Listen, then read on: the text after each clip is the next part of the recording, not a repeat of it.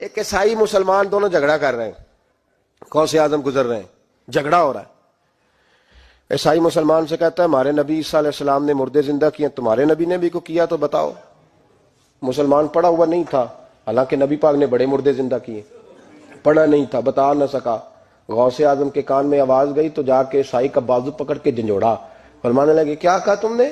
میرے مصطفیٰ نے مردہ زندہ کیا تو بتاؤں. فرمایا تو نبی پاک کی چھوڑ، میں غلاموں کا غلام ہوں، میں غلاموں کا غلام ہوں، مجھے بتا کون سا مردہ زندہ کرنا. تو چھوڑ حضور کی بات نہ کر، میں غلاموں کا غلام ہوں، مجھے بتا کون سا مردہ زندہ کرنا ہے. پرانی قبر پہ لے گیا، کہنے لگا جی اگر نہ ہوا تو غوث اعظم فرمانے لگے جو تو کہے گا وہ میں کروں گا. تو کہنے لگے اگر ہو گیا تو، اگر تو غوث اعظم کہنے لگے نہ میرے خانقاہ پہ جھاڑو دینا، نہ میرے برتن مانجنا، نہ میرے گھر کا سودا لانا. اگر زندہ ہو گیا تو بس میرے نبی کا کلمہ پڑھ جانا، بس میرے رسول کا کلمہ پڑھ جانا. اللہ اکبر. اس نے جو سب سے پرانی قبر تھی نا، وہ کہتا ہے یہ ہمارے دادا نے بھی نہیں دیکھا تھا بندہ کون ہے. اس قبر پہ کھڑا ہو کہنے لگا اس کو زندہ کریں. تو غوث اعظم رضی اللہ تعالیٰ عنہ قبر کے سرانے کھڑے ہوئے تو دعا کرنے لگے، کہنے لگے مولا اپنے لیے نہیں، تیرے رسول کے لیے.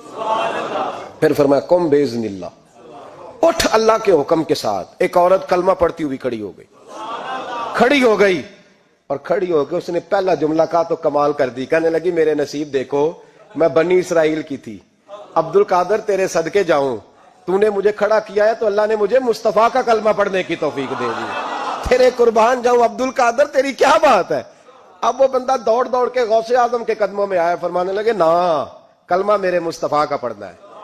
آج نا کرامت کی بات آتی ہے تو بندے چھپنے لگ جاتے ہیں، کہتے ہیں نہیں نہیں یہ نہیں ہو سکتا.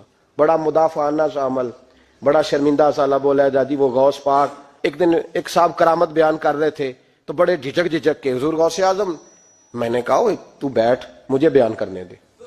تو ڈر رہا ہے، کرامت سے ڈر رہا ہے، مجھے بیان کرنے دے، میں بیان کرتا ہوں، مجھے بیان کرنے دے. ملا علی قاری علیہ رحمہ نے لکھا ہے، دیگر بہت سارے لوگوں نے لکھا ہے، غوث اعظم خطبہ دے رہے تھے، تقریر کر رہے تھے، اچانک ہاتھ آگے بڑھایا تو یہاں تک ہاتھ بھیگ گیا غوث اعظم کا. ہاں کھول کے دیکھیں، کھول کے بات کر رہا ہوں، ہاتھ یہاں تک بھیگ گیا. مرید کہتے ہیں ہم نے پوچھا حضور پانی بھی کوئی نہیں، ہاتھ بھیگ گیا. میں چپ کر کے سبق پڑھو، شاگردوں کو پڑھا رہے، چپ کر کے سبق پڑھو. تھوڑی دیر گزری، چند گھنٹے تو ایک قافلہ آ گیا، سارے لوگ پانی میں بھیگے ہوئے ہیں. حضور غوث اعظم کے سامنے کھڑے ہوئے، کہا حضور آپ نے بڑی کرم نوازی فرمائی، بڑی کرم نوازی. وہ شاگرد کہنے لگے ہوا کیا؟ تو وہ لوگ کہنے لگے کشتی میں بیٹھے تھے تو کشتی ڈوبنے لگی. ہم نے کہا یا شیخ عبد القادر جیلانی، خدا کے فضل سے ہم پر ہے سایہ غوث اعظم کا، ہمیں دونوں جہاں میں ہے سہارا غوث اعظم کا. کہتے ہیں حضور غوث اعظم نے وہاں بیٹھے ہاتھ لگایا اور ڈوبتی کشتی کو باہر نکال لیا. اور ڈرنے لگے، کہنے لگے جناب یہ کرامت لوگ نہیں مانیں گے. تو میں کہا جنہیں نہیں مننا نہ منے. ان کے کانوں کے نا پیچھے خارش ہوتی ہے جب اس طرح کی ولیوں کی بات بتائی جائے. وہ تو حضور غوث اعظم کی بات نہیں مان رہا، پڑھنا سورہ نمل پڑھ.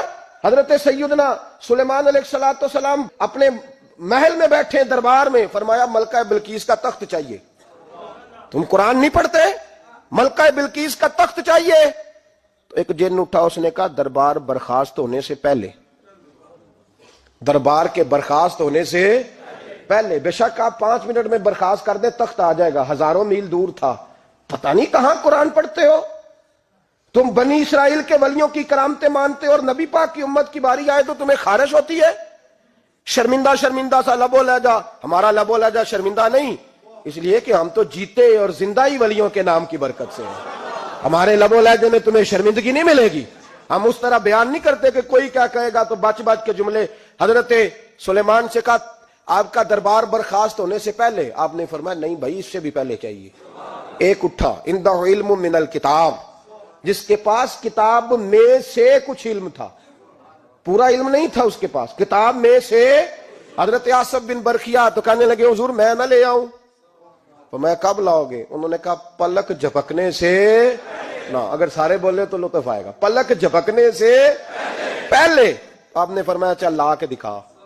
پھر آیا کہ نہیں؟ بولے آیا نا. حضرت آصف بن برخیا وہاں سے گئے کہ وہیں رہے؟ آیا نا تخت. 80 فٹ اونچا، 80 فٹ چوڑا، 80 فٹ لمبا، اتنا بھاری کہ شاید 50 لوگ نہ اٹھا سکیں. وہ آیا سامنے رکھا تو حضرت سلیمان کہنے لگے یہ کیا ہے؟ تو جناب آصف بن برخیہ کہنے لگے ھذا من فضل ربی، یہ میرے رب کا، اور جن پر نرا فضل ہے ان کی یہ شان ہے جن کو اللہ کے وبشر المؤمنین بان لهم من اللہ فضلا کبیرا، محبوب اپنے غلاموں کو خوشخبری دے دے کہ تیرے غلاموں پر میرا بڑا فضل ہے، فضل نہیں فضل کبیر ہے۔ تو جن پر نرا فضل ہو وہ تو بغیر جائے تخت لے آئے، اور جن پر فضل کبیر ہو وہ ڈوبتے ہوئے مرید کو ہاتھ ڈال کے بچا نہیں سکتے، وہ نہیں بچا سکتے۔ ڈر ڈر کے کیوں بات کرتے ہو؟ کھول کے کو خدا کے فضل سے ہم پر ہے سایہ غوث اعظم کا، ہمیں دونوں جہاں میں ہے سہارا غوث اعظم۔ حضور غوث پاک واز کرتے، نصیحت کرتے، اور چونکہ نہ شہرت کے لیے، نہ مال کے لیے، نہ نوٹوں کے لیے، اس لیے غوث اعظم جب تقریر کرتے نا، ایک دن بغداد میں بارش شروع ہو گئی، خطاب ہو رہا تھا، لوگ بکھرنے لگے تو دو جملے غوث پاک کے، کہنے لگے یا اللہ تو دلوں کے بھید جانتا ہے، اگر بندے میں نے اپنی ذات کے لیے اکٹھے کیے ہیں تو تیز بارش برسا، دوڑا دے سارے، اور اگر تیرے لیے اکٹھے کیے ہیں تو پھر بھی تیری مرضی، رکھنے ہیں تو رکھ، بھیجنے ہیں تو۔ حضرت یحییٰ کہتے ہیں سارے بغداد میں بارش ہوتی تھی، پر جہاں غوث اعظم کی محفل ہوتی تھی وہاں کوئی نہیں ہوتی تھی، وہاں کوئی نہیں ہوتی تھی۔ غوث اعظم تقریر کرتے کبھی کبھی وجد آتا تھا۔ وجد کس کو کہتے ہیں؟ وجد کبھی کبھی آپ کہتے نہیں کہ